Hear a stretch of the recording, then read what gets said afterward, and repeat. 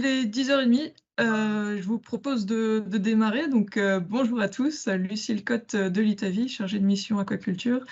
Donc, bienvenue à tous pour ce webinaire de restitution du projet ADAPT, un projet CASDAR, qui va traiter de la santé et de la prévention des utilisateurs face à l'utilisation des produits désinfectants en pisciculture.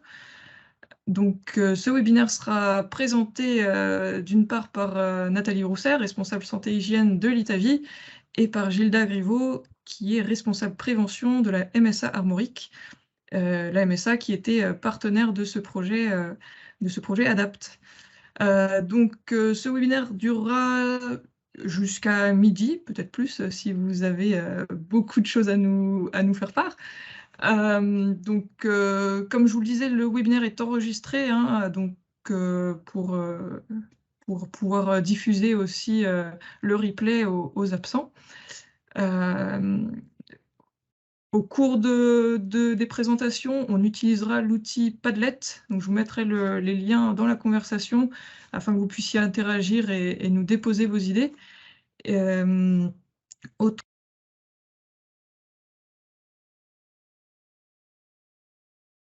T'as coupé ton micro, Lucille. On m'a coupé mon micro. Merci Clémence. Donc, les règles de bonne conduite, je vous invite à tous couper vos micros quand vous ne prenez pas la parole et à lever la main pour la prendre. Il y aura une session de questions en milieu de webinaire en fin de première partie et puis une autre session en fin de webinaire. Et puis, entre-temps, si vous avez des questions, n'hésitez pas à les mettre dans le chat. Également... non, je pense que j'ai tout dit. Donc, Nathalie, je vais te laisser la parole et puis on va continuer d'accueillir les personnes qui se connectent au fur et à mesure. Je vous souhaite à tous un bon webinaire. Eh bien, merci Lucille pour cette introduction. Donc, bonjour à tous. Donc, comme le disait Lucille, je vais vous présenter ce webinaire avec Gilda Griveau. Donc, pour commencer, une petite introduction avant de laisser la parole à Gilda. Donc, pourquoi le projet ADAPT? Donc, on est parti, en fait, c'est un projet multifilière, hein, filière piscicole, mais aussi avicole, puisqu'à l'ITAVI, on a la chance de pouvoir travailler sur ces deux filières en parallèle. Donc ce webinaire partait du constat que les désinfectants, c'est des intrants qui sont essentiels à la qualité de nos productions, en fait, à l'hygiène, la qualité de nos productions, notamment sur le produit fini. Mais il n'empêche que ce ne sont pas des produits sans risque, comme on va le voir au cours de cette matinée. Qui présentent des risques pour la santé humaine notamment, mais également l'environnement. Donc au cours de ce projet, on s'est plutôt centré sur santé humaine, mais voilà, ces produits ne sont pas anodins. Donc ce qu'on va voir tout au long de la matinée. Donc l'idée du projet ADAPT, c'était de faire une phase déjà un peu de diagnostic, connaître, comprendre, évaluer les situations les plus préoccupantes vis-à-vis des risques pour la santé et également l'environnement, mais on va se centrer surtout sur la santé aujourd'hui. Donc c'est au travers de cette première action du projet qu'on a fait ce travail de diagnostiquer ces pratiques d'utilisation utilisant des désinfectants. Et puis après, le second axe du projet, c'était de viser à faire évoluer les pratiques d'utilisation, d'une part par une action 2, donc avec des actions à la fois en filière avicole, mais aussi piscicole, essayer de tester en fait soit des alternatives, des méthodes complémentaires, aussi des ajustements finalement dans les conditions d'emploi des biocides pour pouvoir aller vers le mieux et le moins d'utilisation. Et puis l'action 3 qui consistait du coup à construire des outils de sensibilisation aux bonnes pratiques d'utilisation, de diffuser nos résultats, de sensibiliser les utilisateurs à ces risques liés à ces usages. Donc voilà, comme l'a dit Lucille en introduction, donc c'est un projet multipartenarial qui s'est déroulé sur 4 ans. Donc on arrive au terme de ce projet d'ici décembre 2022. Donc c'est un projet piloté par l'ITAVI, mais qui regroupe un certain nombre de partenaires, dont l'ANSES dans le cadre de l'UMT Sanivol, le CIPA, la Chambre d'agriculture de Bretagne, la MSA, la SNGTV, Actalia, l'Institut de l'élevage, le lycée agricole de Bréoulou, et qui est soutenu financièrement, donc principalement par le ministère de l'Agriculture, mais également par un certain nombre d'interprofessions et fédérations avicoles. Donc aujourd'hui, on va parler de deux choses en fait, centrées autour de la prévention des risques. Comment peut-on objectiver ces risques avec un travail un petit peu, on vous montrera un peu les résultats qu'on a obtenus. On vous fera aussi participer et puis on vous laissera poser toutes les questions que vous avez. Et puis on parlera dans une seconde partie des moyens d'action, de prévention possibles. Donc, je vais laisser la parole du coup à Gilda pour attaquer cette première partie sur quels sont les risques. Donc, Gilda, je te laisse la parole. Ok, merci Nathalie. Bonjour à tous. Donc Gilda Grévaux, moi je suis responsable prévention à la MSA d'Armorique et donc je vais intervenir sur la partie notamment risque et prévention protection au cours de ce webinaire. Avant de rentrer dans le vif du sujet, on souhaitait pouvoir avoir un échange avec vous sur votre ressenti, sur vos connaissances concernant la manipulation des désinfectants et les risques qui y sont associés. Donc, je vous invite à cliquer sur le lien qui va être mis dans le fil de conversation, je suppose. Donc, c'est Lucille qui va le faire. Et vous allez donc accéder sur le Padlet. On va vous demander de répondre à la question suivante. Quels sont les risques que vous associez à la manipulation des désinfectants? Donc, question assez large. Et l'objectif étant que vous puissiez réfléchir pendant 2-3 minutes et qu'on puisse ensuite voir vos résultats et puis en discuter. Ok, on voit que ça écrit encore. Ouais.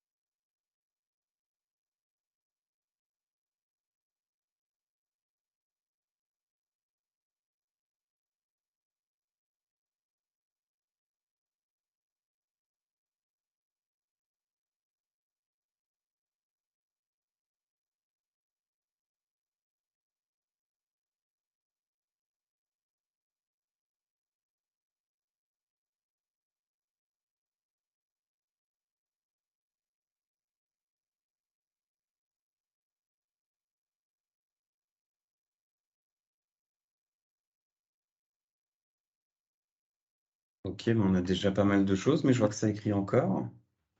Allez, on se laisse un ou deux post-it. On se laisse un petit peu de temps.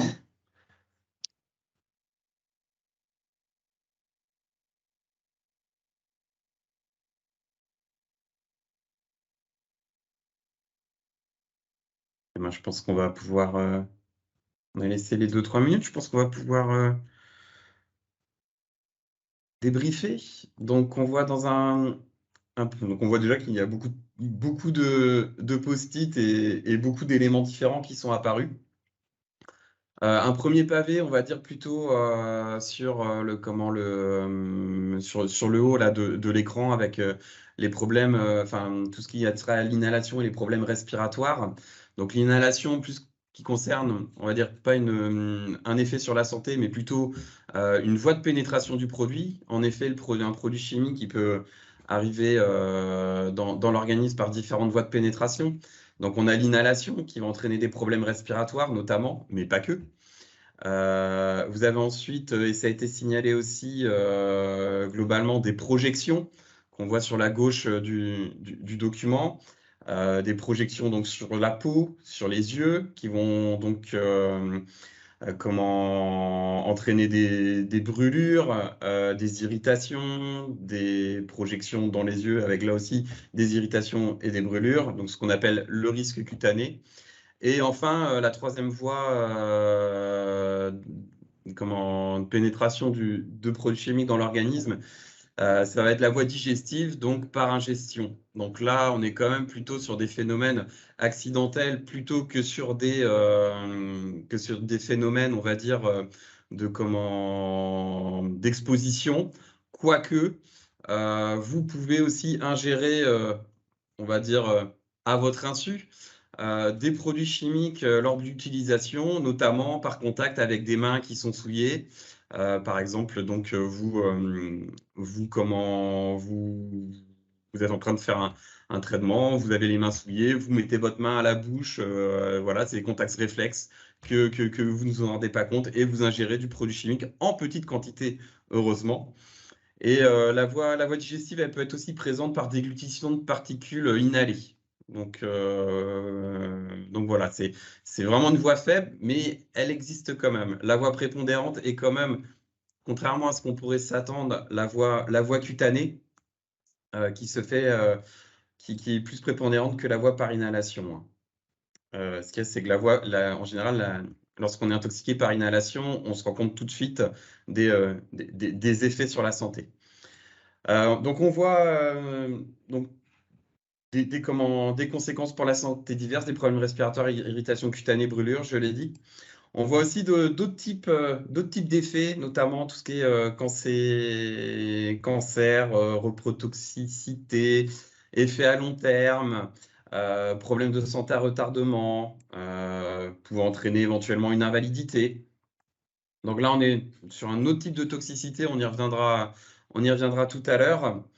Mais on voit donc un autre pavé qui se dessine, donc plutôt sur le côté maladie, apparition de maladie, autant tout à l'heure on parlait de symptômes plutôt liés à un accident. Là on voit d'autres symptômes liés plutôt à l'émergence de maladies. Et enfin on voit d'autres effets sur l'environnement, sur le cheptel. On peut parler peut-être aussi sur le consommateur. Et puis d'autres éléments aussi sur les pratiques, mauvaise dilution, concentration, le développement de résistance, d'antibiorésistance. Donc voilà ce qu'on peut voir, et on peut déjà dire qu'on a quand même déjà une belle carte. Donc pour résumer tout cela, tout ce que vous avez dit, qui est déjà quand même très complet, en fait, on va distinguer deux effets sur la santé lors de l'utilisation de produits chimiques, lors notamment de l'exposition. On a ce qu'on appelle les effets immédiats, ou la toxicité aiguë, ce qui correspond à des effets sur la santé dans un délai de quelques heures à quelques jours. On va trouver, comme vous l'avez dit, des problèmes respiratoires, des irritations, des brûlures, mais aussi des pertes de la vue, des nausées, des maux de ventre, des maux de tête. Souvent, l'aspect maux de ventre, maux de tête, nausées, c'est quelque chose qui revient et pour lequel on n'effectue pas forcément le lien entre produits chimiques, exposition aux produits chimiques et ce type de troubles. Donc là, on est plutôt sur des toxicités aiguës avec un étiquetage de produits chimiques qui se fait plutôt à partir de ces logos-là, le corrosif, le attention et le mortel que vous voyez en bas avec la tête de mort, le corrosif, donc la main et le matériau qui brûle, et le point d'exclamation pour le attention. Vous avez ensuite, donc ça c'est ce qu'on appelle la toxicité aiguë, on s'en rend compte rapidement en général, on est exposé, on se fait mal. On a par contre des effets qui sont plutôt à long terme, des effets qui sont diffus, notamment qui interviennent dans un délai de quelques semaines, mais plutôt à plusieurs années. Ça va dépendre de la molécule utilisée. Donc là, c'est plutôt la petite absorption la multiplicité de petites absorptions, de petites expositions à des produits chimiques qui va déclencher une pathologie. Donc, ce qu'on a vu dans le projet ADAPT, c'est principalement des allergies respiratoires ou cutanées avec l'utilisation d'ammonium quaternaire ou glutardéhyde. Nathalie reviendra plus précisément là-dessus. Mais il y a d'autres effets possibles en fonction des molécules qui sont utilisées, donc notamment les effets cancérogènes, mutagènes, reprotoxiques. Alors, Nathalie reviendra plus en détail sur l'utilisation des produits. En ce qui concerne donc les effets CMR, cancérigènes, mutagènes, reprotoxiques, ils sont classés en plusieurs catégories. Les catégories 1A, 1B qui sont les cancérogènes avérés et les cancérogènes qui sont suspectés qui sont la catégorie 3. Alors, c'est pas parce que vous êtes exposé une fois à ce type de produit que vous allez forcément déclencher un cancer. Idem, vous pouvez être exposé pendant 20 ans, mais ne pas déclencher de cancer. Mais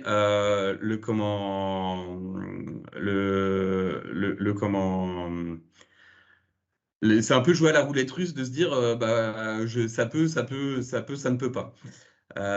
Pour les allergies respiratoires, cutanées, c'est pareil. Vous pouvez utiliser un produit pendant 5 ans, de pâte allergique, et au bout d'un moment, déclencher une allergie. En tout cas, retenez effet immédiat, effet à court terme, les différents pictogrammes que vous pouvez voir pour identifier la toxicité du produit. Sur vos étiquetages, vous avez aussi ce qu'on appelle des mentions de danger. En général, c'est un H avec 3 chiffres. Enfin, c'est un H avec 3 chiffres. Donc, en tout cas, les mentions de danger que vous pouvez identifier par rapport à l'information sur la santé, c'est un H suivi du numéro 3. Par exemple, je ne sais pas si vous voyez bien ici, mais pour les effets cancérogènes, on a les H350 qui informent sur les effets cancérogènes d'un produit. Donc, je vais repasser la main à Nathalie. Merci Gilda.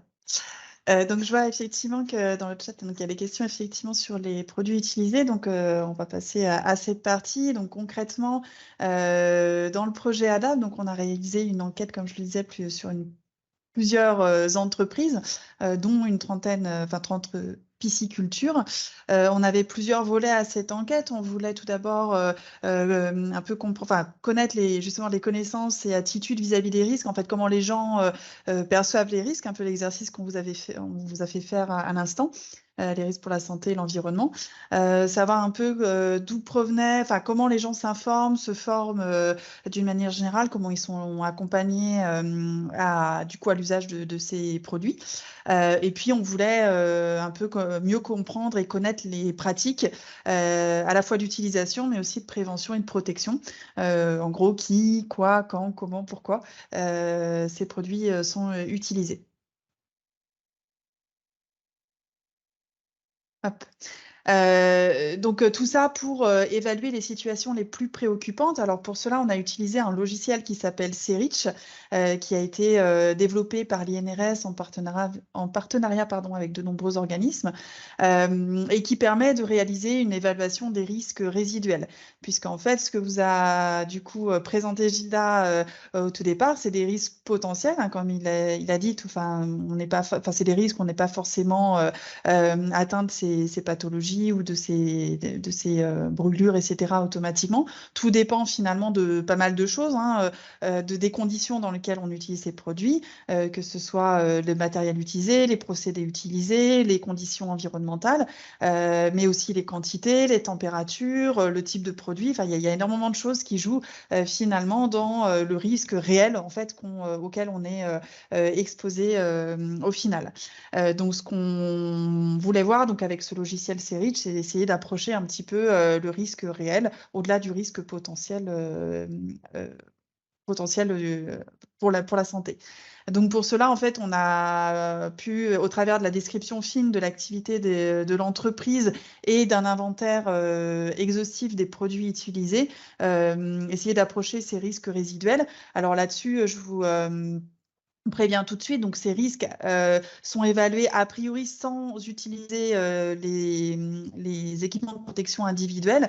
On peut ensuite, avec ces risques, faire une simulation du port de ces EPI, mais les chiffres que je vais vous donner dans un premier temps sont sans utilisation d'EPI. Donc, il faut avoir ça en tête quand même dans les chiffres que je vais vous donner. Et après, je vous montrerai les simulations qu'on a pu faire sur le port d'EPI pour voir si on arrive à diminuer ou pas ces niveaux de risque avec l'utilisation de ces EPI.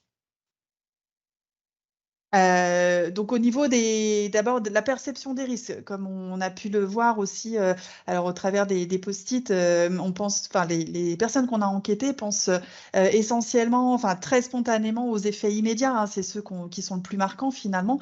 C'est ceux qui ont lieu dans un délai de quelques heures à quelques jours, comme l'a souligné Gilda. Donc notamment les nausées et surtout irritation de la peau, brûlure grave, puisque en fait c'est la majorité des accidents qu'on peut retrouver en élevage.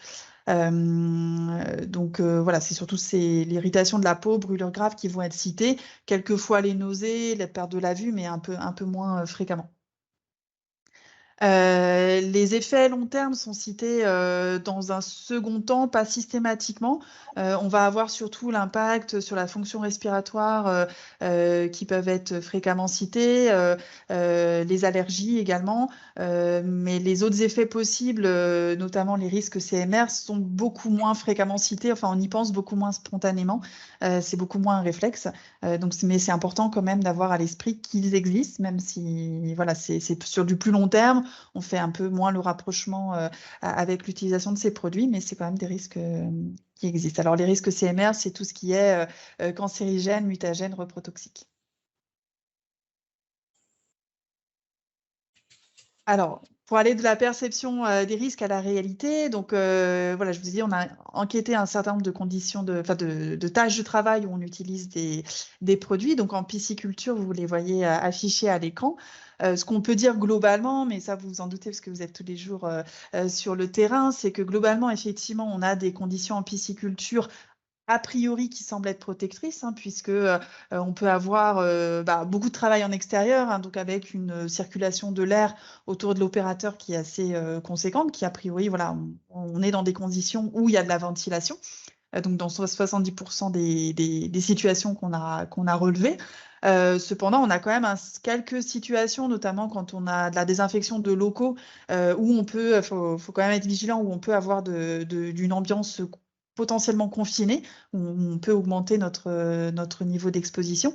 Donc, globalement, quand même faire attention à ces situations-là, a priori. D'autant plus qu'on a pu voir qu'on avait potentiellement des procédés d'utilisation potentiellement exposants. Donc ça, c'est pas propre aux pisciculture, hein, c'est des choses qu'on retrouve également en aviculture, en élevage avicole. Ce qu'on appelle procédés potentiellement exposants, c'est tout ce qui est procédé dit dispersif. Donc ça va être par exemple l'utilisation de canons à mousse ou même le simple fait de verser en fait le produit pour le doser depuis un bidon. Voilà, on peut avoir potentiellement des projections sur les mains notamment, voire un peu plus si c'est des gros bidons qu'on verse directement à la main dans un récipient plus petit. Donc ça, c'est pour le côté dispersif. On peut avoir des émanations d'aérosols et également des éclaboussures possibles. Donc voilà, typiquement, voilà, on a l'image du bidon qu'on verse. Potentiellement, on peut avoir des éclaboussures possibles, également avec le canon à mousse, ce genre de choses. Donc, au niveau de l'évaluation des risques, les résultats qui ont été donnés par le logiciel CERICH, donc on voit quand même qu'il y a un certain nombre, il y a quand même une part non négligeable de situations sur lesquelles le risque résiduel reste élevé, à la fois pour les risques par inhalation et également pour les risques par contact cutané et oculaire, donc avec 45% de situations qui restent rouges voilà, pour les risques inhalation et 51% pour les risques cutanés ou oculaires. Alors, ces niveaux de risque peuvent s'expliquer en partie par l'utilisation de procédés plus exposants, comme je le disais à l'instant. Donc là, on le voit vraiment les chiffres. On voit que pour les procédés de type dispersif ou ouvert, on a quand même 47% de situations où on utilise ce type de procédé où on se retrouve avec des niveaux de risque élevés. Donc, vous voyez que ce n'est pas systématique, hein, ce n'est pas parce qu'on utilise ce procédé qu'on a forcément un risque élevé, mais on a de plus fortes chances, entre guillemets, ou de risque, de se retrouver avec un niveau de risque résiduel élevé. Donc, des situations où il faut être particulièrement vigilant. Également pour les risques cutanés, voilà, les procédés générateurs d'éclaboussures ou d'aérosols, bon, voilà, on résulte avec un risque résiduel potentiellement plus élevé, plus fréquemment élevé, même si ce n'est pas effectivement systématique. Et on voit bien que forcément les procédés de type clos, c'est-à-dire où on utilise par exemple des pompes doseuses, on n'a vraiment aucune chance d'être au contact du produit, où le produit n'est pas du tout au contact de l'air, et ben on diminue très très fortement les niveaux de risque, quel que soit en fait le produit. Donc voilà, c'est quand même important d'avoir en tête cette combinaison produit, mais aussi conditions d'utilisation. Et alors, quand on regarde effectivement les types de produits utilisés, donc je vous ai remis un petit peu la répartition des familles de produits utilisés en pisciculture, donc dans votre production. Donc, on peut voir effectivement qu'en pisciculture, on a énormément d'utilisation de chlore. Ça, je pense que vous devez vous y attendre. Mais également une part importante d'ammonium quaternaire associé à des aldéhydes, comme l'a évoqué Gilda à l'instant. Et également d'aldéhyde. Donc ça correspond aux usages de formaldéhyde qu'on a pu relever. Et puis après, un certain nombre d'autres familles. Donc on peut citer parmi, encore la plus importante, c'est l'acide peracétique qui est pas mal utilisé aussi en pisciculture, enfin du moins celle qu'on a enquêtée, la trentaine de piscicultures enquêtées. Donc, ce qu'on peut voir par rapport à ces familles de produits, c'est qu'on a effectivement des niveaux de risque qui sont tendance à être plus élevés pour certaines familles de produits, notamment les ammoniums quaternaires associés à des aldéhydes, et puis des acides peracétiques également assez exposants, enfin assez risqués d'utilisation, par rapport à ce risque par inhalation. Et pour le risque cutané, on va retrouver également les ammoniums quaternaires associés aux aldéhydes, mais également le chlore, qui peut potentiellement présenter un niveau de risque élevé par rapport à ces contacts cutanés, et également l'acide peracétique.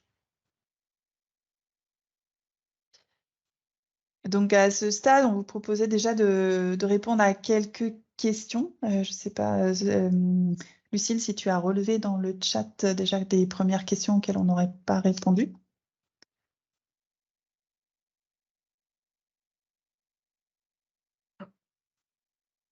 Peut-être donner des exemples de produits associés aux familles pour que ce soit plus concret pour, par exemple, les aldéhydes associés à des ammoniums quaternaires. Qu'est-ce que tu aurais comme exemple de produit à nous citer?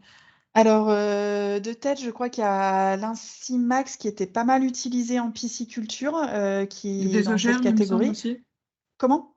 Tout ce qui est désogerme. Oui, c'est ça, ouais, désogerme. Voilà, c'est deux types de produits qu'on rencontre assez souvent. Bon, après, dans les aldéhydes, c'est essentiellement le formol que vous connaissez bien.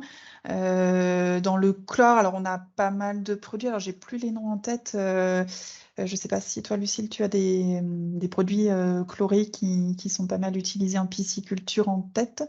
Ça, je pourrais vous redonner la liste derrière par ailleurs. Alors après, sachant que effectivement, c'est une photographie qu'on a fait aussi à l'instant T, donc c'est pareil, les produits, les appellations commerciales peuvent évoluer dans le temps. Ouais. En exemple de produits chlorés, il y a par exemple l'alamide, qui est pas mal utilisé. Tout ce qui est aussi hypochlorite de sodium.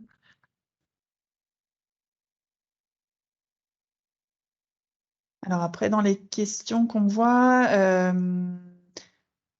alors oui, je reviens sur. Alors quand je pense que quand j'ai employé le terme clos, c'était pas pour faire référence au milieu, mais c'est vraiment pour faire référence plutôt au procédé. Ce qu'on peut appeler procédé clos, c'est par exemple typiquement l'utilisation d'une pompe doseuse, où vraiment là le produit passe du contenant de stockage au matériel d'application, par exemple le réservoir d'un canon à mousse ou autre, sans finalement ni être en contact avec l'air, ni avec potentiellement l'utilisateur par la génération d'éclaboussures. Donc ça, on appelle ça des procédés clos, typiquement.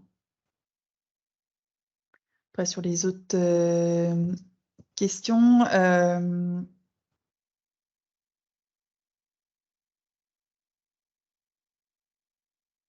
Alors, pour la question, est-ce que les taux estimés de risque élevés sont les mêmes en considérant le caractère usage en espace aéré extérieur? Alors, c'est ce que j'ai dit, hein, effectivement, dans la partie méthodo, effectivement, le logiciel C-REACH permet en fait de prendre en considération si le travail s'effectue en extérieur ou avec une ventilation mécanique, par exemple. Et donc, du coup, prend en compte déjà dans les niveaux de risque que je vous ai présentés ces conditions finalement extérieures qui, a priori, semble plus protectrice en fait, donc parce qu'il y a de la ventilation. Donc les résultats que je vous ai montrés sont en prenant en considération déjà cette aération des locaux.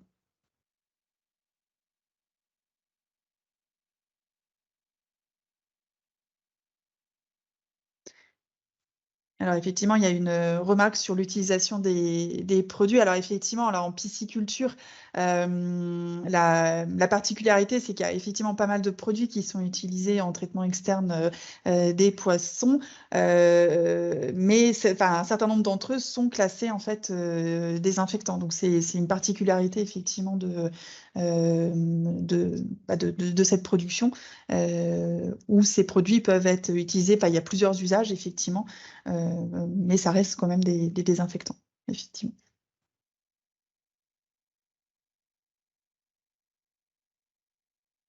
Je ne sais pas si j'ai répondu à toutes les questions. Lucille, je te laisse checker peut-être dans le chat. Mais n'hésitez pas, hein, si vous avez d'autres questions à l'oral, vous pouvez... Qui vient d'arriver. Ah. Donc, si j'utilise un bidon doseur pour remplir un pulvérisateur et que j'utilise ensuite ce pulvérisateur, est-ce qu'on considère que le risque d'inhalation est élevé? En fait, là, du coup, on le sépare en deux étapes. Le fait d'utiliser effectivement une pompe doseuse, finalement, protège au niveau de la préparation finalement du matériel d'application. Il n'empêche que lors de l'application du produit, donc on a distingué bien les étapes en fait dans nos évaluations. Ça reste effectivement l'application en tant que telle reste effectivement potentiellement exposante. Après, tout dépend effectivement du produit et des conditions d'application. Mais c'est là où en fait dans l'évaluation C-REACH, on distingue vraiment chaque étape en fait de manipulation des produits. Parce que effectivement, suivant la façon dont on les manipule et qu'on les utilise, on n'a pas les mêmes niveaux de risque. Je ne sais pas si Gilda, tu veux préciser ce que je viens d'évoquer. Oui, si tu veux. Alors, tu en as parlé brièvement, mais il y a quand même dans C-REACH, il y a quand même un paramètre qui est important, c'est le danger intrinsèque du produit. Donc la question, c'est est-ce qu'on considère que le risque d'inhalation est élevé? Si à la base, le produit il n'est pas étiqueté, il n'est pas référencé comme un produit toxique par inhalation, le risque d'inhalation sera considéré comme faible, quelles que soient les conditions d'utilisation du produit. Donc voilà, juste pour compléter ce que tu disais. Et après, pour un produit, on va dire, qui est étiqueté comme dangereux par inhalation, le logiciel, il va faire son calcul par rapport aux conditions d'utilisation du produit, qui sont, comme Nathalie l'a dit, est-ce que je suis en milieu clos, ouvert, fermé? Est-ce que je fais mon traitement à l'extérieur, à l'intérieur? Est-ce que si je suis à l'intérieur, j'ai une ventilation, une aspiration, etc., etc. Mais le premier paramètre, c'est quand même la dangerosité du produit. Et après, on regarde les conditions d'utilisation du produit.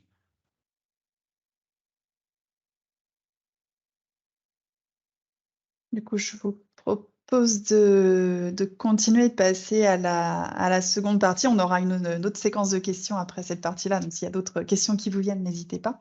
Non, juste, Nathalie, oui. excuse-moi, avant d'aller plus loin, peut-être reclarifier une dernière question sur qu'est-ce qu'un désinfectant par rapport à un médicament vétérinaire. Et là, comme proposé par Aurélien, peut-être qu'un vétérinaire lui-même pourrait répondre à cette question pour clarifier la chose. Je veux bien prendre la parole, Frédéric. Ici, donc Veto Aquacol. Ce qui il va ranger en fait un produit en tant que médicament vétérinaire ou le classer comme médicament vétérinaire, c'est l'usage qu'on va en faire en fait. Hein. Donc la définition légale du médicament vétérinaire est très claire. À partir du moment où on va utiliser un produit pour traiter un animal, eh ben, il va automatiquement tomber dans la définition de médicament vétérinaire. Et donc, qui dit médicament vétérinaire dit en fait toute une cascade de choses qui vont le concerner, et notamment le fait qu'un médicament doit être prescrit par un vétérinaire. Et qui dit médicament prescrit dit définition également d'un temps d'attente pour s'assurer que les résidus susceptibles de rester dans les animaux traités ne posent pas de problème à l'issue de ce temps d'attente pour le consommateur final. Donc c'est un vaste débat, hein. Comment doivent être classés ces produits biocides? Est-ce qu'effectivement, à partir du moment où on les utilise pour traiter des poissons, on devrait en fait les prescrire? Et le veto devrait également définir un temps d'attente pour ce type de produit. Sauf que c'est très compliqué pour un vétérinaire de prescrire un produit industriel qui n'a pas justement été autorisé à cette fin-là, en fait, hein, à cette fin de traitement. Donc le débat est en cours de discussion, notamment pour le formaldéhyde, pour trouver une solution acceptable pour un produit qui est quand même classé cancérigène. Et donc, sans dévoiler ce qui risque d'arriver, mais a priori, on s'orienterait vers l'utilisation d'un médicament qui existe déjà en Espagne, à base de formaldéhyde,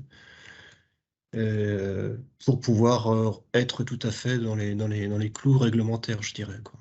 Donc, en fait, ce qui fait, en fait, le médicament, c'est l'usage qu'on en fait, en fait, hein. Donc, et qui dit médicament dit normalement autorisation de mise sur le marché de ce type de produit qui doit être très encadré. Je ne sais pas si j'ai répondu à la question. Si, oui, tout à fait, merci beaucoup. Et c'est vrai que nous, du coup, dans le cadre de cette étude, comme on se plaçait point de vue santé humaine, donc on a englobé effectivement ces produits utilisés pour le traitement des poissons, même si effectivement c'est un usage vétérinaire qui en est fait, mais parce qu'à la base, en fait, c'est effectivement des produits désinfectants biocides. Donc c'est vrai que le point de vue de l'étude était vis-à-vis de la santé opérateur. Donc on les a englobés dans la présentation qu'on vous a faite. Mais c'est vrai que c'est un vaste débat. Merci beaucoup. Je vous propose du coup d'enchaîner du coup sur la partie plutôt une fois qu'on a objectivé ces risques, on est conscient qu'ils existent. Maintenant, qu'est-ce qu'on en fait de cette donnée, comment on avance sur les stratégies de prévention et éventuellement de protection. Donc même principe, je vais redonner la parole à Gilda pour animer cette séquence et puis on va vous donner du coup la parole. Donc Lucille, si tu peux mettre le lien du Padlet en haut. Non, voilà, il arrive. Donc on vous laisse quelques minutes pour donner vos idées sur comment on peut prévenir, qu'est-ce que vous évoque la notion de prévention des risques.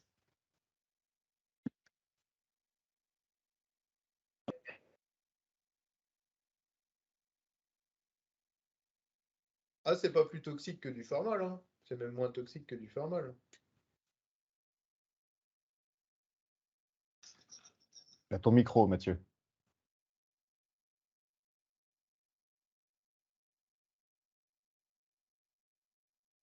Ça s'appelle les contaminations.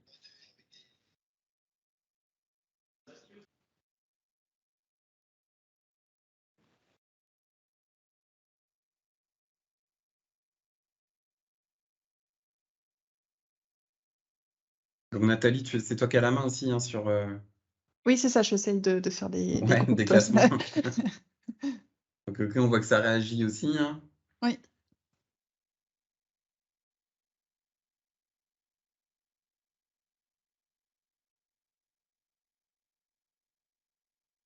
Déjà pas mal de post-it, Gilda, si tu veux commencer à débriefer. On peut commencer à débriefer, ouais. Donc on voit plusieurs thématiques qui se dessinent.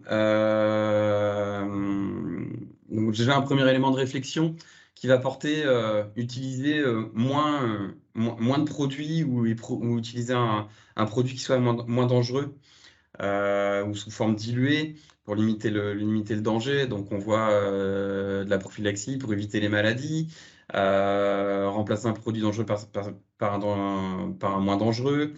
Donc, on voit déjà un premier élément qui se met là, c'est-à-dire agir sur le produit. On a après un deuxième élément qui vient plutôt agir sur les conditions d'utilisation du produit. On voit des bonnes conditions de stockage, des notices, l'utilisation s'il y a du vent, s'il pleut, la recherche de nouvelles solutions de désinfection, des solutions alternatives, un usage raisonné. Donc, usage raisonné, qu'est-ce qu'on met derrière usage raisonné? Donc, on voit une deuxième partie. Donc, première partie, je rappelle, plutôt sur agir sur éviter d'utiliser des produits, enfin mettre en place un système pour éviter d'utiliser des produits. Une deuxième partie sur réfléchir à comment on les utilise. Et après, on a tout un bloc assez important concernant les équipements de protection individuelle. Donc, c'est-à-dire, on va agir sur la personne qui effectue le traitement et sur la formation à la fois sur l'utilisation des produits et sur l'utilisation éventuellement des équipements de protection individuelle aussi. Donc, on voit des éléments, enfin quatre blocs hein, qui se dessinent. On va pouvoir débriefer avec la suite du support et montrer qu'en effet, il y a des éléments qui se regroupent. Donc, lorsqu'on parle de prévention des risques professionnels, on va surtout s'intéresser à quelle stratégie je vais mettre en place. Bien souvent dans les entreprises, et je suis assez agréablement surpris quand même du résultat du Padlet, où il n'y a pas eu que le mot EPI qui est ressorti. Parce que bien souvent dans les entreprises, lorsqu'on pense produits chimiques, on a un discours qui nous dit ah bah, de toute façon, on n'a pas le choix, les produits chimiques sont là, donc il faut les utiliser et de toute façon, on ne prend pas de risque parce qu'on utilise des équipements de protection individuelle. En matière de stratégie de prévention, on va quand même se poser d'autres questions avant d'aller sur cette thématique d'équipements de protection individuelle. Le risque, c'est quoi? On l'a vu tout à l'heure, le risque, c'est un danger, c'est-à-dire le propriété intrinsèque du produit à avoir un effet sur la santé. Qu'on met en face d'une exposition, c'est-à-dire comment est-ce qu'on va utiliser le produit. Est-ce qu'on l'utilise manuellement avec un canon à mousse, dans un circuit fermé, avec des pompes doseuses, par projection, par pulvérisation, etc., etc. Qu'est-ce qu'on va faire lorsqu'on va essayer de prévenir le risque? Donc on est bien dans une stratégie de prévention et pas de protection. On va essayer d'agir sur le danger. En agissant sur le danger, c'est essayer de supprimer le danger, donc c'est-à-dire ne plus avoir à utiliser ce produit. Donc, vous l'avez dit hein, dans le Padlet, c'est par exemple éviter les maladies pour ne plus avoir utilisé de produit. Utiliser une solution alternative, c'est-à-dire avoir un autre procédé, une autre technique qui va se substituer à l'utilisation des produits chimiques. Et enfin, si on le peut, choisir un produit moins dangereux. Je sais que ce n'est pas toujours évident. En fonction du traitement que vous avez à faire, parfois vous pouvez avoir des produits que vous pourrez utiliser qui sont moins dangereux. C'est vrai que souvent, malheureusement, ils vont être plus chers. Donc, le choix va souvent se tourner vers le produit le moins cher au détriment de la santé, avec des conséquences après dans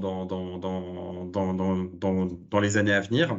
Donc, on va vraiment, en termes de stratégie, réfléchir à ça en premier. Est-ce que je peux maîtriser, enfin, je peux diminuer, supprimer le danger? Ensuite, l'exposition.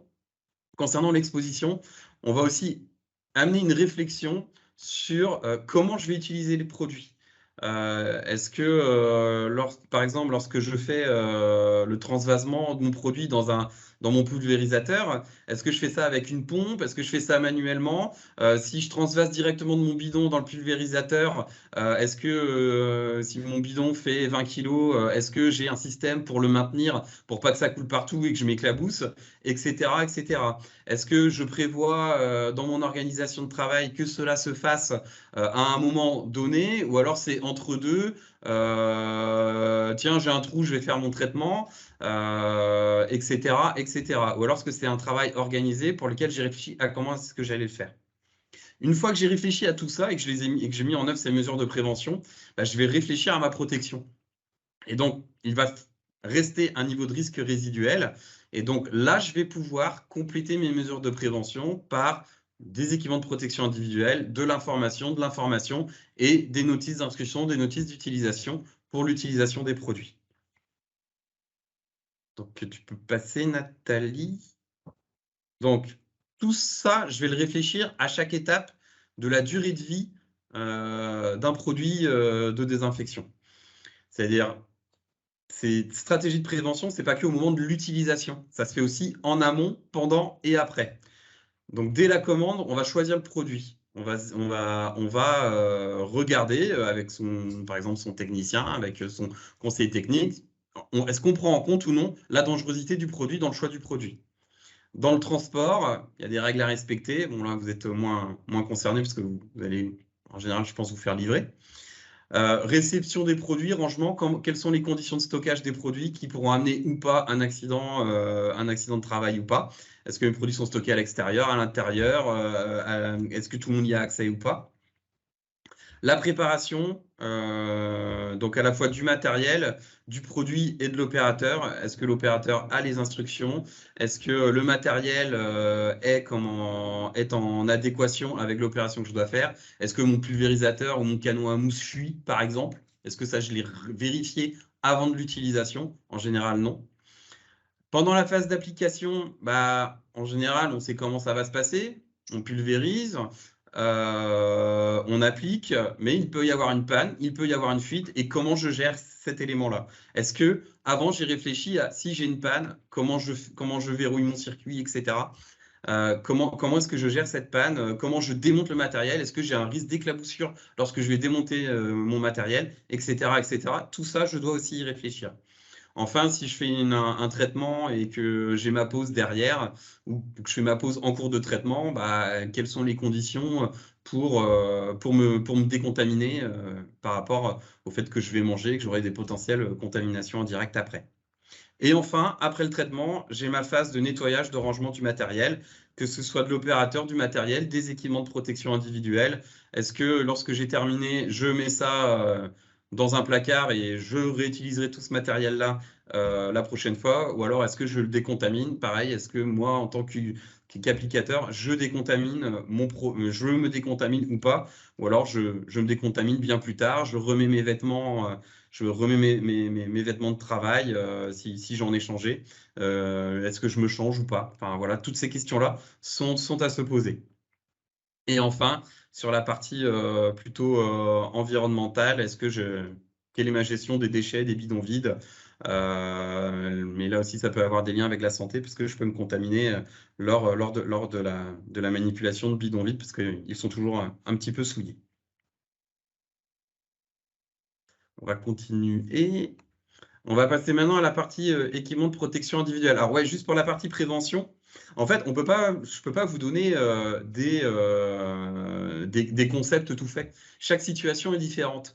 Et si vous voulez réfléchir à vos conditions de travail de manière globale, vous pouvez aussi faire appel au service prévention de la MSA qui intervient sur site pour discuter avec vous des améliorations possibles au niveau de vos conditions de travail et notamment sur la gestion des produits chimiques. On passe donc maintenant sur la partie équipement de protection qui, je le rappelle, est à mettre en œuvre une fois qu'on a réfléchi aux conditions d'utilisation du produit et au choix d'utilisation du produit. Donc, on a les équipements de protection concernant la voie respiratoire. Donc, avec ici, vous voyez donc des demi-masques à cartouche qui doivent être complétés par des lunettes ou alors des des masques intégrales qui disposent d'une visière, voire des masques intégrales avec une ventilation assistée. Sur ces masques, vous avez une protection, vous avez des filtres spécifiques pour la protection des voies respiratoires que vous pouvez identifier là. Ce sont en général, il y en a deux, il y a deux filtres ou un filtre en fonction des masques. Vous voyez là les espèces de canules là sur les masques sur les côtés. Donc ces masques protègent à la fois, en fonction des cartouches que vous allez utiliser, vous avez à la fois une protection contre les vapeurs. Donc les vapeurs émises par les produits que vous utilisez. Mais aussi pour les particules solides qui vont être mises en suspension dans l'air, par exemple, lorsque vous faites de la pulvérisation du canon à mousse. Par contre, il faut bien choisir ces cartouches, notamment les cartouches à vapeur, en fonction des produits que vous utilisez. Tout à l'heure, on parlait de chlore. Il vous faut un filtre gris. Il y a un liseré. Là, je ne sais pas si vous voyez, sur le masque de gauche, on voit un liseré marron. Je ne sais pas si vous arrivez à l'identifier. Bah, il faut que vous ayez une cartouche avec un liseré gris qui correspond au chlore lorsque vous utilisez du chlore. Lorsque vous utilisez, par exemple, un ammonium quaternaire ou un aldéhyde, bah, il va falloir un filtre marron. Alors, il y a des filtres qui existent avec des filtres combinés où vous êtes protégé pour l'ensemble des produits. Et donc, vous avez en plus le filtre pour les particules solides qui, en général, c'est pendant la grippe, pendant le Covid-19, vous avez entendu parler des masques P2. C'est le même système de protection qui vient se rajouter sur le filtre à vapeur. On peut le voir aussi sur les filtres sur le masque de gauche. On voit, il y a le liseré marron. Au-dessus, il y a comme un coussinet blanc qui correspond à la protection contre les particules solides. Et vous avez des niveaux ensuite. Donc, une fois que vous avez choisi votre filtre, votre catégorie de filtre, vous avez ensuite des niveaux de protection 1, 2 ou 3. Donc, par exemple, pour le Covid-19, c'était protection P2. Pour l'utilisation de produits chimiques, on est plutôt sur une protection P3, un niveau supérieur. Je ne peux pas avancer, Nathalie. Donc, concernant les voies cutanées, la voie cutanée, vous avez la protection des mains et la protection du corps. Donc, à gauche, vous avez la protection des mains. Donc, vous devez avoir le pictogramme suivant qui doit apparaître, là, le pictogramme avec le bécher. Donc, qui vous garantit une protection contre la... Pardon, excusez-moi, il y a mon écran qui s'était arrêté. Donc, qui garantit une protection des produits chimiques contre une protection de la personne contre les produits chimiques. Donc, vous avez différents types, type A, type B, type C pour les gants. On est plus sur le fait que le type C, il va moins protéger que le type A, parce que le type A, on sait qu'il a un temps de perméation supérieur à 30 minutes pour 6 produits, alors que le type C uniquement pour un produit. Et ensuite, vous avez les combinaisons. Vous avez aussi différents types pour les combinaisons qui sont jetables ou réutilisables. Donc, vous avez qui va du type 6 au type 1. Moi, je vous ai mis les correspondances pour type 3 et type 6. Le type 6, on est plus sur des type 5, projection accidentelle et étanche aux particules solides. Type 4, type 3, on est vraiment plus sur de la pulvérisation ou alors une projection, ou alors lorsqu'on est exposé à un jet liquide sous forme de jet continu. Pardon. Donc ça, c'est aussi ça a déterminé en fonction de votre exposition. On va continuer. Là, concernant les résultats du projet ADAPT, comme l'a dit Nathalie tout à l'heure, on a une pondération qui est possible au niveau des niveaux de risque, que ce soit par inhalation ou par contact cutané, lorsque l'on met des EPI, lorsqu'on porte des équipements de protection individuelle. Donc, au niveau du risque respiratoire, on n'a pas forcément eu une forte réduction du niveau de risque, puisqu'on regarde quand même 32% de situations qui restent à risque élevé. Alors pourquoi? C'est parce que le logiciel, il pondère pas le niveau de risque à un risque 0 lorsqu'on utilise des EPI, notamment les EPI de protection respiratoire, parce que on le reverra tout à l'heure, mais on ne peut pas assurer à 100% une bonne utilisation de cette EPI. Par exemple, un équipement de protection respiratoire, pour qu'il soit efficace, il faut que la personne, en tout cas, il faut qu'un homme soit rasé de près. Si vous avez une barbe de 1, 2, 3 jours, bah, vous avez des fuites, votre équipement ne pourra pas être efficace. Donc, c'est pour ça, lorsque je parlais de préparation de chantier, si vous savez que vous avez des traitements à faire, bah, vaut mieux être rasé le matin. Concernant les niveaux de risque par contact cutané, là par contre, on a un abaissement notable du niveau de risque parce qu'on n'a plus de situation en risque élevé. Donc ça, c'est sous réserve d'une bonne condition d'utilisation des EPI. Donc Des EPI, ok, ça protège. On a dit que c'était quand même le dernier rempart dans la démarche de prévention. Par contre, les EPI, on voit que souvent dans la gestion, c'est pas forcément optimum. On a déjà à savoir est-ce qu'ils sont en adéquation avec le risque. Ça peut arriver, on l'a pu voir dans certaines enquêtes, que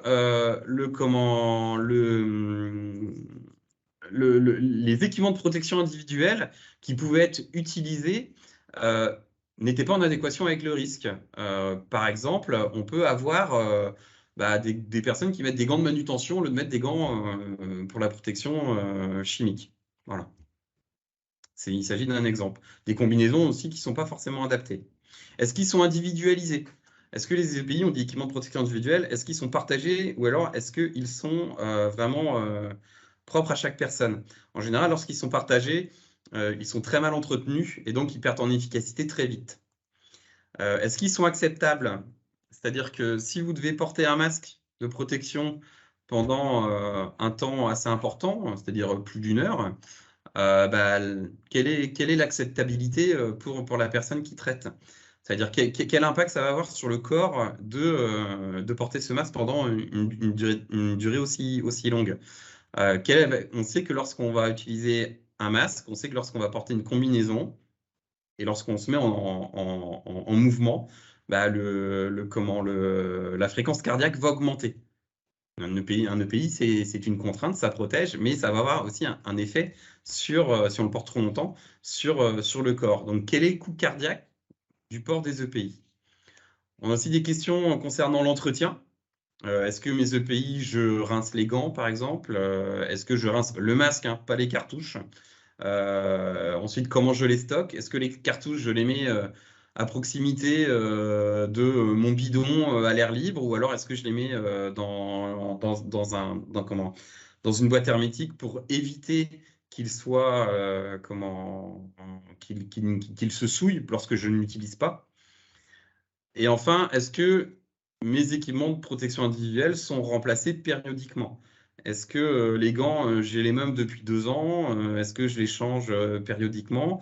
Mes cartouches, est-ce qu'elles sont périmées? J'ai une date d'opération hein, une date de fin d'utilisation ou une date d'opération sur chaque cartouche, même si je ne les ai jamais utilisées. Et à partir du moment où je les ai utilisées une fois, la cartouche, elle est périmée au bout de 6 mois. Elle ne doit pas être utilisée 6 mois après son ouverture, après sa première utilisation. Alors souvent, on me demande, ouais, ok, mais la durée de vie d'une cartouche en heures, là, je ne vais pas vous donner de réponse précise non plus, parce que tout va dépendre de votre condition d'exposition. Si vous êtes dans des mouvements avec effort, vous allez ventiler plus vite, donc vous allez souiller plus rapidement la cartouche. Idem si vous êtes dans un environnement où la concentration en produit est plus importante. Vous allez souiller plus rapidement votre cartouche. Merci Nathalie, je te laisse avancer. Donc les points de vigilance, tout à l'heure je vous disais est-ce qu'ils sont en adéquation, donc dans l'enquête concernant la filière piscicole, c'était le cas. Je vous dis que parfois on pouvait voir des EPI qui étaient pas adaptés, c'est dans d'autres filières. Sont-ils individualisés? Donc dans l'enquête, pas toujours. Comment sont-ils stockés? Donc sont-ils stockés convenablement? Pas toujours non plus. Et quelle est la période de remplacement? On a identifié que beaucoup de matériel, beaucoup d'équipements de protection individuelle étaient périmés. Je te repasse la parole, Nathalie. Merci, Gilda. Donc pour finir cette partie, je vais passer la parole à Lucille qui va juste intervenir sur l'expérimentation qui a eu lieu en filière piscicole sur, je vous le disais en introduction, sur l'action 2 du projet qui consistait à investiguer plutôt la partie alternative ou méthode complémentaire pour aller vers le mieux et moins de biocides. Donc, je vous ai remis juste pour information, si ça vous intéresse, n'hésitez pas à revenir vers moi si vous avez des questions. On ne va pas le présenter aujourd'hui, mais les actions qu'on a conduites en filière avicole. Donc, en filière piscicole, donc, on s'est intéressé à un revêtement sur les bassins des poissons. Je laisserai Lucille vous présenter les résultats. Et en filière avicole, on a investigué l'efficacité de flore de barrière à appliquer sur les surfaces des parois qu'on désinfecte, notamment sur les bâtiments d'élevage, par exemple, mais également sur les aspects détergence et détergence enzymatiques. Donc, Lucille, hop, je te laisse la parole pour expliquer l'expérimentation qui a été conduite. Ouais, merci. Donc, comme le disait Nathalie, on a fait une expérimentation en partenariat avec le lycée de Bréoulou pour tester un revêtement anti-fouling sur le développement du biofilm. Et donc, c'est un revêtement qui se voulait une alternative à l'utilisation de biocides. Donc, on parlait tout à l'heure dans le Padlet d'alternatives que proposer pour ne plus avoir à utiliser ces produits. On a voulu tester celle-ci. Donc, concrètement, le lycée nous a mis à disposition 6 bassins sur lesquels 3 ont été équipés par ce revêtement. Donc, c'était une sorte de film silicone fixé sur les parois. Et donc, on a suivi le développement du biofilm, à savoir les populations de flore totale, Aeromonas et Pseudomonas au cours du temps. Donc, grosso modo, c'était du prélèvement du biofilm avec des petites chiffonnettes sur les parois du bassin, donc plus 2, plus 4 et plus 7 semaines après empoisonnement des bassins. Et donc ça n'a pas été si facile, hein, c'était quand même un protocole à mettre en place, parce que le biofilm, c'est quand même quelque chose de mobile. Donc si on le prélève directement dans l'eau, il peut se remettre en suspension. Donc on a un petit peu cherché à mettre en place un protocole de collecte qui tienne la route. Et donc finalement, avec ces chiffonnettes, en abaissant le niveau d'eau, on a réussi à le collecter. Concrètement, au niveau des analyses, donc on a pu analyser et avoir des résultats quand même qui ressortent, hein. Grosso modo, on avait quand même des populations assez similaires en termes de quantité d'Aeromonas et Pseudomonas. Il n'y avait pas trop de différence entre les bassins avec le revêtement et sans le revêtement, mais quand même quelque chose de logique en termes de flore totale. Il y avait 1 ou 2 logs de population en plus par rapport aux Aeromonas et Pseudomonas.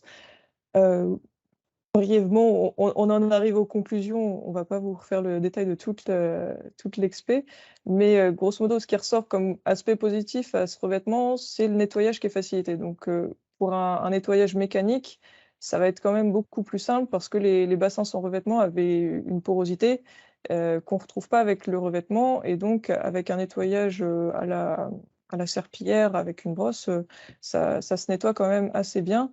Et le résultat final est plutôt positif. Pour l'utilisation, là, on était donc sur des bassins de plutôt grossissement au niveau du lycée. On est loin des bassins de grossissement en élevage traditionnel. Donc, pour des bassins plutôt de petite taille, le revêtement pourrait être intéressant. En grossissement sur des centaines de mètres carrés de surface à couvrir de revêtement, ce serait complètement inadapté. Au niveau de l'utilisation de biocides, comme l'objectif c'était de ne pas en utiliser, donc voilà, c'était plutôt un point positif, donc ça n'a pas été utilisé. Et donc le risque est réduit pour les utilisateurs, pour les personnes qui ont nettoyé les bassins au lycée.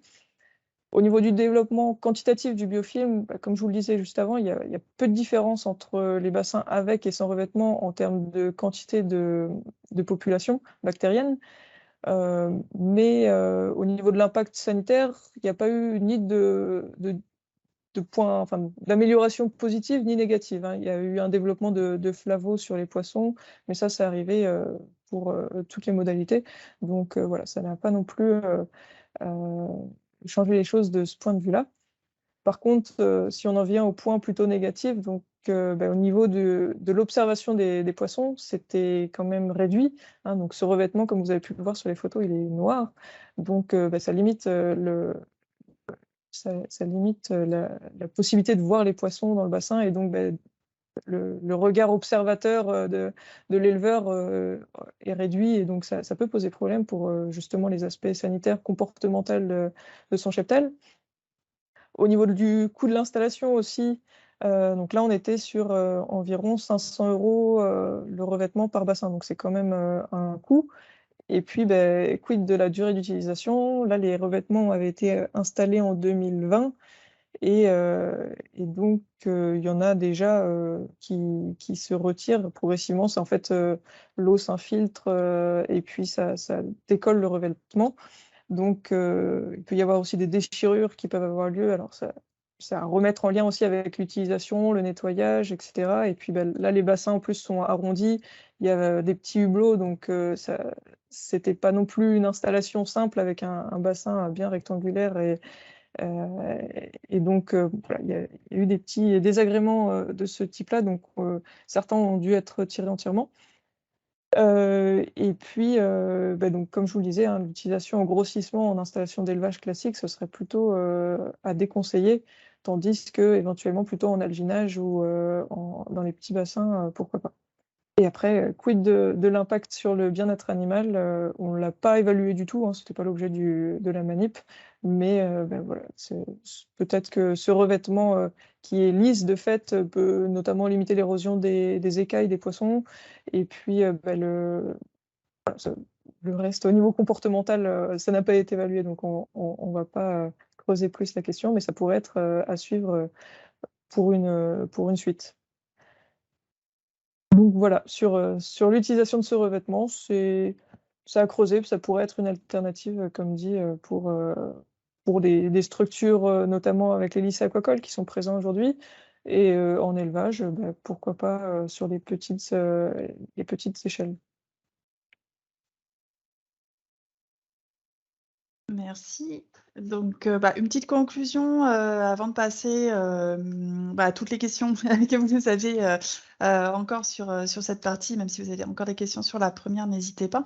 Donc, ce qu'on peut voir, enfin, ce qu'on peut retirer de cette étude, donc, c'est voilà, elle visait vraiment faire une étape de diagnostic avec, vous voyez, avec pas mal d'enquêtes. Donc, c'est vrai qu'on n'a pas fait des mesures d'exposition directe, mais on a essayé de les évaluer au plus près en intégrant à la fois les dangers intrinsèques aux produits, mais aussi les conditions de leur utilisation. Donc, ce qui ressort, c'est qu'on a quand même une part importante de risque dits résiduels qui reste élevée malgré le travail en extérieur, hein. C'est souvent la perception qu'en ont beaucoup de pisciculteurs, mais ça se retrouve aussi en élevage avicole, hein. C'est l'idée, bon, on est en extérieur, donc on est moins à risque.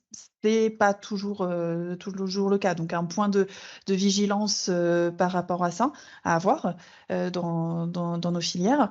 Donc ça, c'est dû aussi au fait qu'on utilise potentiellement des produits potentiellement dangereux, hein, notamment l'ammonium quaternaire associé aux aldéhydes, ou l'aldéhyde seul, ou le chlore, comme on l'a vu en pisciculture. Alors attention quand même, parce que c'est un inventaire de produits à un instant T, donc qui est sans doute amené à évoluer au gré des réglementations.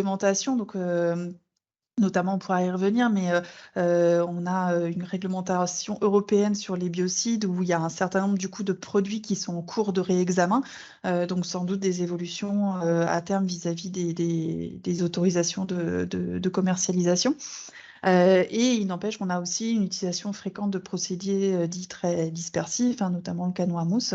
Donc voilà, comme l'a dit Gilda, il y a sans doute au cas par cas finalement une réflexion sur la prévention à conduire pour essayer justement de diminuer ces situations à risque. Donc vers le mieux et le moins, on reprend un peu ce que vous a présenté Gilda sur la démarche de prévention. On voulait insister sur le fait que faire une démarche de prévention, c'est pas juste se dire on porte des EPI, parce qu'on sait que c'est pas toujours évident. Il y a un impact pour la personne qui les porte. Voilà, si on l'a rappelé, plus on les porte longtemps dans des conditions de température ou d'hygrométrie élevée, moins c'est agréable, moins c'est facile et moins c'est durable dans le temps. Donc vraiment, la prévention, c'est une approche vraiment globale finalement. C'est se poser la question, quels produits on utilise, pourquoi faire, est-ce qu'il y a des alternatives ou pas possibles. Donc si on n'a pas, c'est réfléchir, est-ce que le procédé que j'utilise, est-ce qu'il y a une façon de l'utiliser qui serait moins potentiellement dangereuse pour moi. Donc voilà, avoir une réflexion globale du choix des produits jusqu'à leur utilisation, à leur préparation et leur utilisation, et puis après et l'après. Et puis après tout ça, donc il y a quand même un risque résiduel à gérer. Donc quand on doit gérer un risque résiduel qui reste élevé, c'est se protéger correctement en se renseignant effectivement sur les EPI les plus adaptés. Et donc effectivement, là, on l'a vu, c'est pas si évident que ça en fait. Donc là, c'est important en fait de se faire bien conseiller sur le choix des EPI, à la fois les masques, donc il y a un certain nombre de pictogrammes, etc., mais qui doivent être adaptés à la situation rencontrée. Donc important de se former, de s'informer sur les dangers et sur les EPI les plus adaptés auprès des personnes les plus compétentes pour nous renseigner, quoi. Donc avant de vous donner la parole, donc juste pour vous mentionner les livrables qui sont en cours de réalisation dans le projet, donc notamment pour les gens qui souhaiteraient du coup engager un diagnostic d'utilisation de leurs produits au niveau de leur entreprise. Alors ça s'adresse plutôt à voilà, soit des responsables qualité ou des responsables de site par exemple. Donc on a réalisé un petit guide d'utilisation de Serish. Alors au niveau de Serish, il y a déjà pas mal de documentation pour la prise en main du logiciel. Là, ce qu'on a voulu mettre, c'est donc dans Serish, on doit faire un découpage des entreprises voilà, pour pouvoir évaluer chaque situation. Donc nous, on a déjà des découpages types qu'on a appliqués, vous l'avez vu, à 30 piscicultures. Donc on a mis ça à disposition, ça vous permet de ne pas repartir de zéro. Et puis surtout de pouvoir comparer en fait avec nous les résultats qu'on a eus. Vous comparez vous-même si vous reprenez le même découpage d'entreprise. Ça permet de se situer par rapport à l'enquête qu'on a réalisée. Donc ça nous semblait intéressant, ça nous avait été demandé par un certain nombre de personnes qu'on a enquêtées. Donc on a mis aussi, normalement ça devrait être mis en ligne cette semaine, ces résultats que je vous ai présentés, mais de façon très condensée en 4 diapositives, donc adaptées à chaque type d'entreprise. Donc j'ai fait un petit diaporama par exemple pour les piscicultures, les quelques résultats que je vous ai présentés. Si vous souhaitez le réutiliser pour des réunions techniques avec d'autres pisciculteurs par exemple, voilà, des petits diaporamas qui synthétisent les résultats du projet. Ça a plus vocation à sensibiliser puis à générer de la discussion sur ces risques.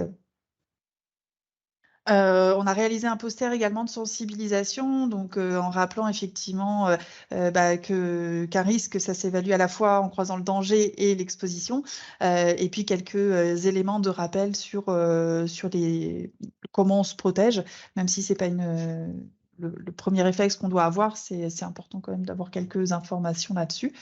Donc on a eu 2 webinaires, dont celui-ci aussi qui a vocation à sensibiliser les gens.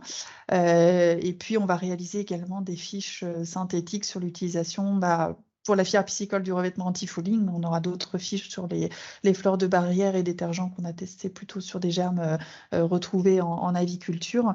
Et également ce qu'on projette, une vidéo de témoignage d'éleveurs et une vidéo de bonnes pratiques de réglage du canon à mousse également, puisqu'on a vu que c'était un procédé très très utilisé, quel que soit, surtout en élevage, qu'il soit avicole ou piscicole, mais avec toujours c'est pas forcément un matériel toujours évident à bien régler et donc à bien utiliser. Et alors, tout l'ensemble des résultats, vous pourrez les retrouver à un seul endroit, donc sur le site internet de l'ITAVI. Sur une page, vous allez dans la catégorie projet, vous retrouverez facilement le projet ADAPT et normalement tous les livrables en fin de page, hein, vous faites dérouler la page jusqu'à la fin, vous retrouverez l'ensemble des livrables du projet, y compris aussi des publications qu'on a pu faire. Pour la filière piscicole, par exemple, il y a une présentation qui avait été réalisée au JRFP. Donc voilà, n'hésitez pas à aller jeter un coup d'œil et nous revenir également vers nous. Je vous ai remis mon adresse si vous êtes intéressé par l'un de ces livrables, qu'on puisse vous l'envoyer directement. Donc un dernier petit espace de discussion pour voilà, si vous avez encore des questions, n'hésitez pas.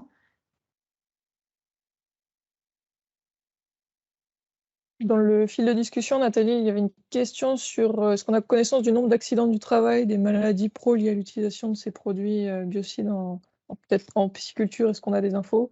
Gilda, peut-être que toi, tu en as côté MSA. Je suis spécifique à la filière, hein, je suppose. Hein.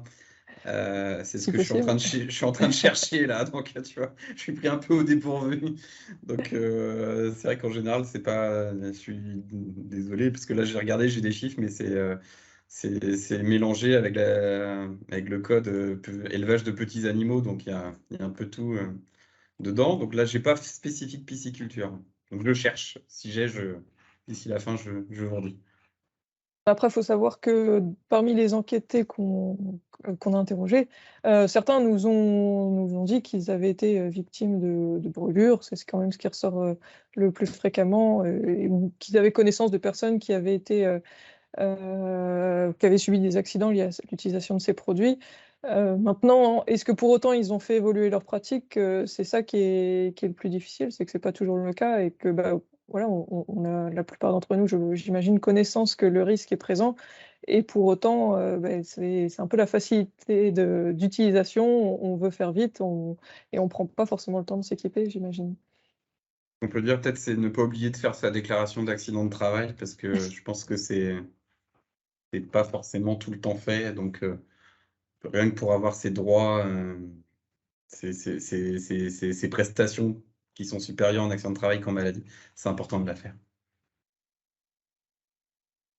Et idem pour les maladies professionnelles. Nathalie, il y a une question sur l'ozone. Alors, ça n'a pas été creusé en pisciculture, mais il me semble qu'il y avait eu dans l'action 2 un travail sur la volaille et l'ozone. Ouais, alors en fait, on a effectivement, au tout début en fait, quand on a monté le projet, effectivement, donc pour la filière avicole, on était pas mal on est encore secoué par la grippe aviaire, et donc sur le terrain, effectivement, il y avait pas mal de questionnements sur l'ozone. Alors l'ozone, on sait que bon, ça peut avoir des risques quand même utilisateurs, mais comme la question nous avait été posée, effectivement, on l'a abordé dans le projet. Donc on l'a testé en fait sur des biofilms d'Escherichia coli. Donc au départ c'était sur l'ozone en phase dissous, pardon, en phase liquide. Donc ce qu'il y a, c'est que en fait dans les conditions dans lesquelles on a utilisé ce produit, donc on avait très très peu d'efficacité, mais probablement parce que l'ozone est très réactif et en fait réagissait très très vite avec la matière organique en fait. Et donc du coup on avait très très peu d'efficacité. On a dû donc ça s'est fait en conditions protégées hein, dans le laboratoire d'Actalia, mais ils ont dû augmenter les quantités d'ozone dissoute de façon assez importante. Et donc là, c'est posé la question de l'intérêt, bénéfice, risque par rapport à l'opérateur. Donc on a décidé de stopper la manip vu qu'on n'arrivait pas à avoir des résultats suffisants, notamment en termes de diminution de contamination des coupons. Il y a eu des essais complémentaires en ozone gazeux, mais pareil, qui ne nous semblaient pas suffisamment satisfaisants au regard du risque opérateur potentiel. Donc du coup, on a effectivement pas conclu à la non-pertinence, on va dire, dans le cadre de des conditions de nos essais, qui étaient sur des biofilms quand même d'Escherichia coli. Donc, sachant que l'ozone a des utilisations possibles dans d'autres conditions, mais dans les conditions dans lesquelles on a testé, ça ne nous semblait pas suffisamment pertinent au regard du risque potentiel utilisateur.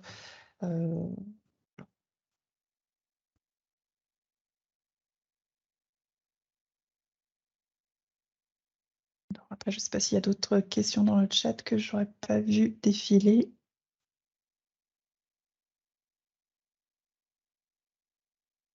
Il y a quelques questions peut-être sur l'essai de revêtement. Je ne sais pas, Lucille, si tu les as vues passer. Oui, je crois que Aurélien y a pas mal répondu aussi directement dans le chat.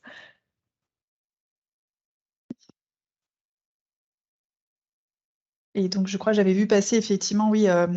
Donc, on n'a pas fait effectivement de mesures d'exposition directe.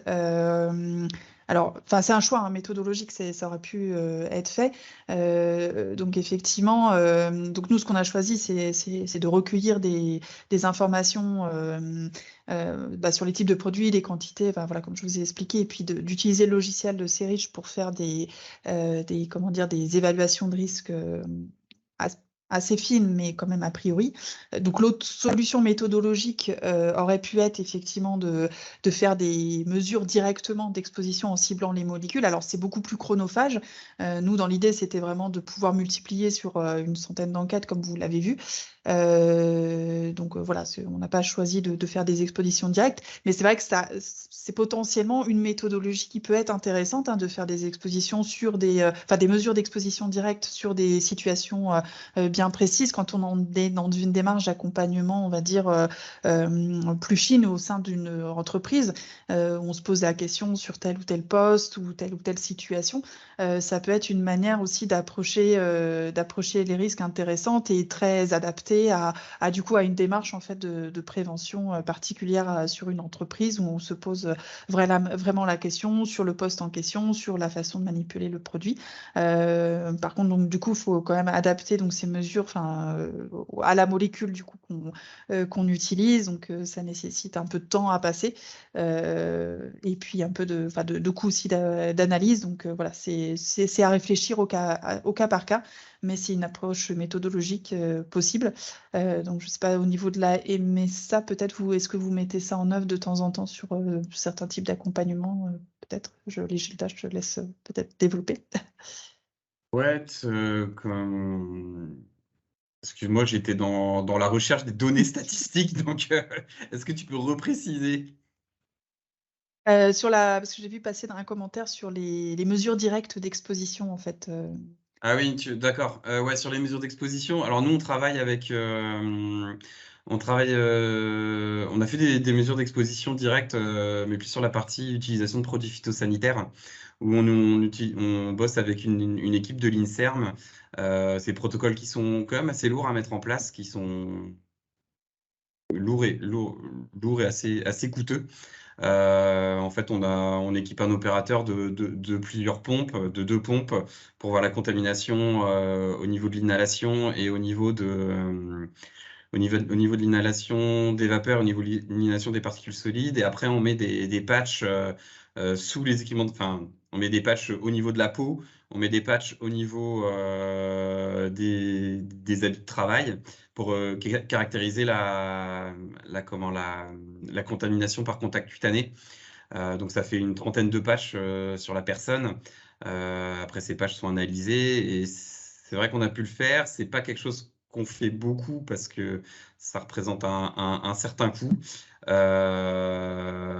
Mais par contre, c'est des choses qui existent. Après, lorsqu'on fait ça, il faut bien connaître la molécule qu'on va rechercher.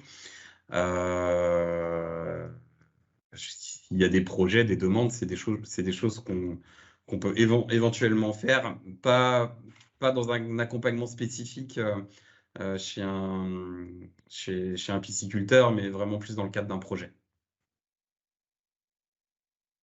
Et alors, du coup, sur la question de la disponibilité de Serich, donc en fait, Serich est un logiciel gratuit, téléchargeable en ligne sur. Donc, c'est un site spécifique. On pourra vous renvoyer le site. Vous tapez Serich sur Internet, vous tombez tout de suite dessus. Donc, qui est utilisable. En fait, il y a plusieurs niveaux d'utilisation.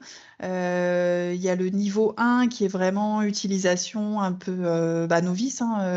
Bon. Voilà, qui permet de, en renseignant, alors je maîtrise pas forcément le niveau 1 parce que moi j'ai utilisé le niveau 2, mais bon, qui permet de faire en fait une évaluation de risque un peu légère, mais qui quand même permet d'avoir comment dire, une visibilité un petit peu rapide voilà, merci pour le lien sur le chat. Voilà, des situations à risque. Nous, on a utilisé le niveau 2.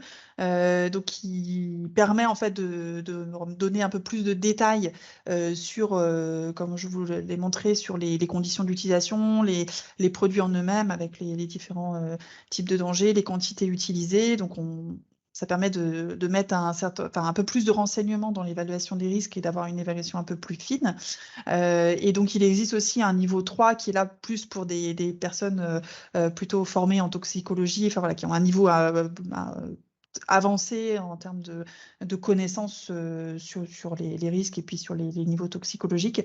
Donc nous, effectivement, on a utilisé le niveau 2 de Serich et donc le guide un petit peu qu'on a fait pour l'utilisation de Serich visait à aider, enfin accompagner un peu les gens qui souhaiteraient utiliser ce niveau 2 parce qu'il permet un peu d'avoir une approche des risques relativement fine et de séparer effectivement les différentes étapes d'utilisation des produits.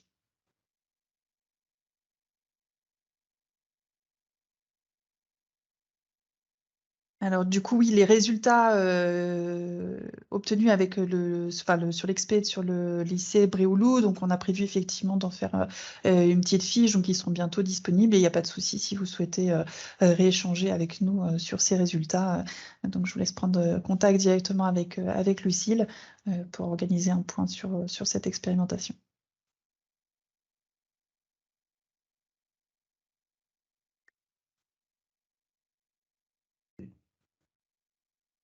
Donc, s'il n'y a pas d'autres... Si, juste concernant les AT et MP, donc là, je vais pour les salariés, et si vous me donnez 5 minutes, je pourrais avoir pour les non-salariés. Mais en gros, pour les salariés, sur la période 2004-2012, désolé, ce n'est pas des données récentes, mais concernant les produits chimiques, il y a eu une maladie professionnelle et 2 accidents de travail par rapport aux risques chimiques qui ont été recensés au niveau national par la MSA. Je peux avoir les données non salariés, mais il me faut un petit peu plus de temps. Voilà. Donc j'ai des attaches, si d'ici le webinaire, je trouve les données pour les non salariés, je les transmets. Eh bien, le temps que tu cherches, on va clôturer ce webinaire. Donc, il me semble que donc, le CIPA souhaitait dire quelques mots en clôture de ce webinaire. Donc, je laisse peut-être la parole à Marine, je pense. Oui, bonjour, bonjour à tous. Merci beaucoup pour ce webinaire, pour l'effort qui a été fait. Déjà de tenir un webinaire dans le cadre de ce programme ADAPT auquel participait le CIPA en raison de l'intérêt du sujet. Merci pour l'effort aussi d'avoir ce projet. Ça avait vraiment du sens. De le faire à l'échelle de plusieurs filières et merci pour l'effort d'avoir vraiment ciblé la pisciculture alors que c'est vrai qu'il y avait quand même un gros volet aviculture dans le projet et oui, de façon globale, je salue l'initiative de l'ITAVI de tenir ces webinaires maintenant dans les différents projets parce que ça permet vraiment une restitution directe aux éleveurs. Je vois aussi qu'il y a pas mal de permanents de GDS Aquacole et je pense que ça va être un maillon hyper important justement pour la valorisation et puis la réflexion sur les perspectives de ce projet. Je voulais souligner, alors ça a été dit par Frédéric Hainaut. C'est vrai que, alors je rajouterais que dans la filière piscicole, on a des moyens thérapeutiques qui sont assez limités et que ces produits biocides, ils ont d'autant plus leur importance Donc il y a bien évidemment la question du statut réglementaire, mais donc c'est des produits dont il faut préserver l'utilisation et bien sûr, pour pouvoir préserver leur utilisation, il est très important de mettre au premier chef des préoccupations la protection des manipulateurs. Donc on note bien au niveau du CIPA qu'il y a des axes de projet sur ce sujet-là. Et je dirais que ça tombe bien. On est en train de discuter avec la DGL. Il y avait une stratégie partagée avec la DGL qui s'appelait Plan Santé des Poissons 2020. On est en train de discuter avec la DGL de faire évoluer ce plan santé. Et justement, nous, on aimerait faire évoluer cette stratégie concertée qui sur la période des quelques années passées, s'est beaucoup concentrée sur la lutte contre la NHI et la SHV. Et on aimerait élargir le champ de cette stratégie et notamment sur les moyens thérapeutiques à destination de la filière. Et sachant que sur ce sujet des moyens thérapeutiques, on a évoqué, bien évidemment, l'objectif, c'est bien sûr la santé des poissons, la santé des utilisateurs de ces produits. Et un sujet c'était pas dans le programme ADAPT, mais il faut qu'on se le garde dans la tête, et plus que dans la tête, ce sera peut-être dans les réflexions et dans les travaux à conduire. Il y a l'aspect impact environnemental de ces produits, des traitements qui sont appliqués en pisciculture. On sent que c'est une préoccupation qui monte, et voilà, on va certainement réfléchir à conduire des travaux dans ce domaine-là pour toujours pouvoir pérenniser la meilleure utilisation possible de ces produits. Et encore merci. Merci. Donc, juste pour le volet environnement, sachez que du coup, à l'occasion de ce projet, donc on n'a pas forcément trop développé ce point-là, mais on a quelques données déjà de base sur l'évaluation des risques potentiels sur l'environnement, puisque CEREJ permet un peu de faire ces évaluations-là. Bon, c'est des données effectivement qu'on n'a pas forcément développées ici pour ne pas perdre le fil conducteur de la santé, mais ça peut effectivement servir de base pour développer d'autres actions plutôt sur le volet environnemental si besoin. Donc n'hésitez pas à mobiliser ces données-là également, même si voilà, c'est un point de départ, c'est sans doute pas complètement optimal ni exhaustif, mais c'est un point de départ. Et donc, juste pour compléter, concernant les stats ATMP en lien avec le chimique pour les non-salariés, alors je n'ai pas forcément trouvé la filière piscicole, mais la filière petits animaux. Et il y a juste un accident de travail sur la période 2004-2012, donc je pense que pour la filière piscicole, c'est zéro. Il y a 0 MP. Concernant les accidents, je pense qu'il y a en effet une sous-déclaration d'accidents de travail par rapport à cela. On sait que les accidents en lien avec le chimique sont souvent sous-déclarés.